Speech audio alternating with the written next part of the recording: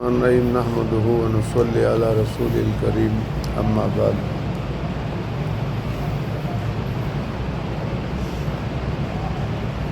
پچھلے درس میں یہ بتایا تھا کہ وہی نبوت جناب رسول اللہ صلی اللہ علیہ وسلم پر منقطع ہو گئی ہے، کسی قسم کی اب وہی کسی پر نہیں آئے گی۔ یہ پورا ملت اسلام کا متفق علیہ عقیدہ ہے، اور کوئی بھی نبوت کا دعویٰ کرے گا اس کو مدعی نبوت جو کہا جاتا ہے وہ کافر ہوگا۔ چنانچہ دعوی نبوت مستقل کفر ہے۔ اب مرزا قادیانی کی ہزارہا عبارتوں میں سے چند عبارتیں ہم پڑھ لیتے تاکہ آپ کو اندازہ ہو کہ وہ کیا بکتا تھا۔ چنانچہ مرزا غلام محمد قادیانی نے اپنے لیے وحی کا دعویٰ کیا ہے۔ اس کی دو کتابوں کا حوالہ، ایک کتاب کا نام ہے تحفۃ الندوہ، یہ صفحہ 7 پر، اور دوسری کتاب کا نام ہے روحانی خزائن، اور اس کے صفحہ 95 پر، جلد نمبر 19، بڑی کتاب ہے۔ ان دو کتابوں میں وہ کہتا ہے، پس جیسا کہ میں نے بار بار بیان کر دیا ہے کہ یہ کلام جو میں سناتا ہوں یہ قطعی اور یقینی طور پر خدا کا کلام ہے، یہ اس کے الفاظ ہیں، اور مثال دے رہے جیسا کہ قرآن اور تورات خدا کا کلام ہے تو میرا کلام بھی خدا کا کلام ہے، اور میں خدا کا ذلی اور بروزی طور پر نبی ہوں۔ یہاں دو کفر ہے، ایک نبوت کا دعویٰ، دوسرا اللہ کے لیے سایہ ثابت کرنا کہ خدا کا ذلی یعنی اللہ کا سایہ مجھ پر ہو رہا ہے۔ پھر آگے بات کر رہے، اور ہر ایک مسلمان کو دینی امور میں میری اطاعت واجب ہے، اور مجھے مسیح موعود ماننا واجب ہے۔ نبوت کا بھی دعویٰ کر رہے ہیں اور مسیحیت کا بھی دعویٰ کر رہے ہیں۔ نمبر 2، اس کی یہی روحانی خزائن کتاب ہے، اس کا صفحہ نمبر 206 ہے۔ اسی طرح مجموعہ اشتہارات، اس کا صفحہ نمبر 431 ہے، اور النبوت فی الاسلام، یہ اس کی کتاب ہے، اس کا صفحہ نمبر 307 ہے، اور ایک کتاب ہے حقیقت النبوہ، اس کا صفحہ نمبر 260۔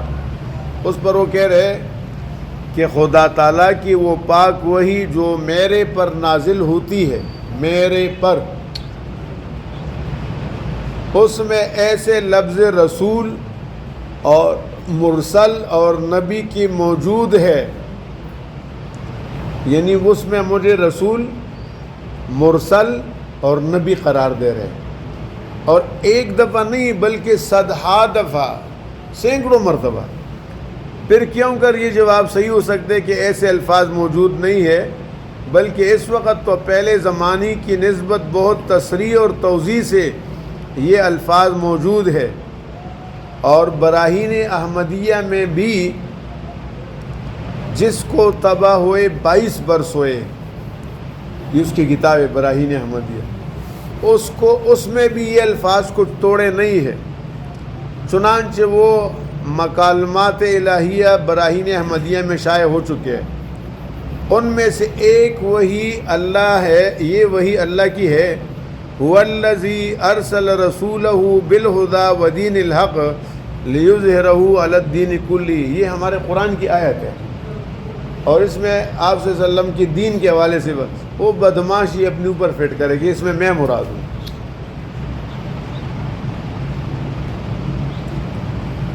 تیسری عبارت، اس کی کتاب ہے حقیقت الوحی، اس کے صفحہ 391 پر وہ لکھتا ہے، غرض اس حصے کثیر وحی الہی اور امور غیبیہ میں اس امت میں سے میں ہی ایک فرد مخصوص ہوں، میں ہی ایک فرد مخصوص ہوں، اور جس قدر مجھ سے پہلے اولیاء اور ابدال اور اقطاب اس امت میں سے گزر چکے ہیں، ان کو یہ نعمت نہیں ملی، انہیں حصہ شکر ہے یہ تو ملنی نہیں تھی کسی کو بھی۔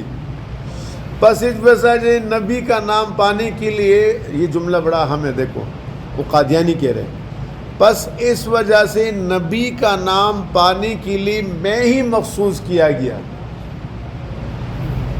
اور دوسرے تمام لوگ اس نام کے مستحق نہیں۔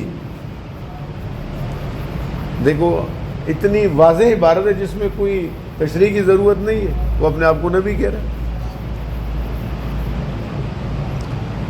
ایک کتاب اس کی ضمیمہ النبوہ فی الاسلام ہے، اس کا صفحہ 310 ہے۔ ایک غلطی کا ازالہ اس کا صفحہ نمبر 8 ہے۔ مجموعہ اشتہارات کا صفحہ نمبر 435 ہے۔ حقیقت النبی نبوت کا صفحہ نمبر 264 ہے۔ اس میں وہ کہتے ہیں، اور میں جیسا کہ قرآن شریف کی آیات پر ایمان رکھتا ہوں، ساتھ یہ دعویٰ بھی کر رہے ہیں کہ میں قرآن کو مانتا ہوں۔ اگر قرآن کو مان دے تو 100 آیات تو بتا رہے کہ نبی کے بعد کوئی نبی نہیں ہے، تو کیسے ماننا ہوا قرآن کا؟ اور ایسی ہی بغیر فرق ایک ذرا کے خدا کی اس کھلی کھلی وحی پر ایمان لاتا ہوں جو مجھے ہوئی۔ یہ ہے ڈبل گیپ، ادھر کہتے قرآن کو مانتا ہوں، ساتھ اگلی سانس میں کہہ رہے کہ مجھے جو وحی ہوئی کھلی کھلی میں ان پر بھی ایمان رکھتا ہوں، جس کی سچائی اس کے متواتر نشانوں سے مجھ پر کھل گئی ہے، اور بیت اللہ میں کھڑے ہو کر یہ قسم کھا سکتا ہوں۔ یہاں بھی کئی لوگ کہتے بیت اللہ کے چھت پہ قسم کھاؤں گا، وہ بھئی ادھر سچ بولو نا، ادھر جانے کی ضرورت کیا ہے؟ ایک آدمی کے ساتھ میرا کاروبار کا معاملہ تھا، تو میں اسے کہا کرتا کہ بھائی وہ حساب کتاب کرو، اللہ کے بندے میرے پیسے دے دو۔ کہتے ہیں حاجی صاحب یقین کرو میں بیت اللہ کے دروازے کے پاس کھڑا ہوں، وہ اپنے کہیں باتھ روم میں کہیں کی طرف پتہ نہیں کھڑا ہوتا تھا، اور مجھے ان کے ملازم کہتے اتنا جھوٹا شخص ہے کہ وہ ادھر ہے پاکستان میں، اور آپ کو کہتے میں ادھر کھڑا ہوں، اور مسجد حرام کے مطاب میں کھڑے ہو کر آپ کو کہتا ہوں اس مرتبہ آپ کا مسئلہ حل کروں گا۔ ایسے درندے بھی ہوتے ہیں، جھوٹ بولتے ہیں۔ اللہ ہماری حفاظت فرمائے۔ اصل بات یہ ہدایت اللہ کے پاس ہے، ورنہ درندگی ہے۔ آپ دیکھیں کیا ہو رہا ہے، صبح و شام کیا ہو رہا ہے، یہ ہم پر اللہ کا فضل ہے، آپ اس کو معمولی نعمت نہ سمجھیں جس نے ہمیں توفیق دی ہے۔ ہم ماشاءاللہ 5 نمازیں پڑھتے ہیں، اللہ کا نام لیتے ہیں، شکر ہے کسی کو دھوکہ نہیں دیتے، کسی کی عزت سے نہیں کھیلتے، کسی کے مال کے ساتھ نہیں کھیلتے، جو اللہ اور رسول کا حکم ہے الحمدللہ سر آنکھوں پر، اس سے بڑی اور کیا نعمت چاہیے؟ یہ اللہ کا فضل ہے۔ یہ کہہ رہے ہیں جس کی سچائی اس کے متواتر نشانوں سے مجھ پر کھل گئی، اور بیت اللہ میں کھڑے ہو کر یہ قسم کھا سکتا ہوں کہ وہ پاک وہی جو میرے پر نازل ہوتی ہے وہ اسی خدا کا کلام ہے جس نے حضرت موسیٰ علیہ السلام اور عیسیٰ علیہ السلام اور محمد صلی اللہ علیہ وسلم پر اپنا کلام نازل کیا۔ مثال بھی دے رہے تشبیہ کے ساتھ، اب عیسیٰ علیہ السلام پر انجیل، موسیٰ علیہ السلام پر تورات، حضرت صلی اللہ علیہ وسلم پر قرآن، کہتے ہیں مجھ پر بھی اسی طرح کی وہی نازل ہوتی ہے، اس سے اور کیا کفر ہو سکتا ہے؟ اللہ تعالیٰ ہماری حفاظت فرمائے۔ سبحانک لا الہ الا انت یا حی یا قیوم اللہم انا نجعلک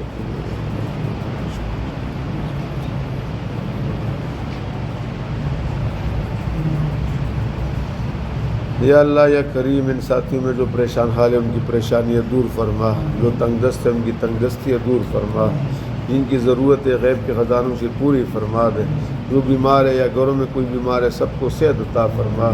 یا اللہ یا رحمان حضور پاک صلی اللہ علیہ وسلم کے تحفظ ختم نبوت کے لیے ہمیں، ہماری اولاد اور نسلوں کو قبول فرما، وطن عزیز پاکستان کی حفاظت فرما، یہاں امن قائم فرما، ان دجالین سے ہمارے پاک سرزمین کو پاک فرما۔ وصلی اللہ تعالی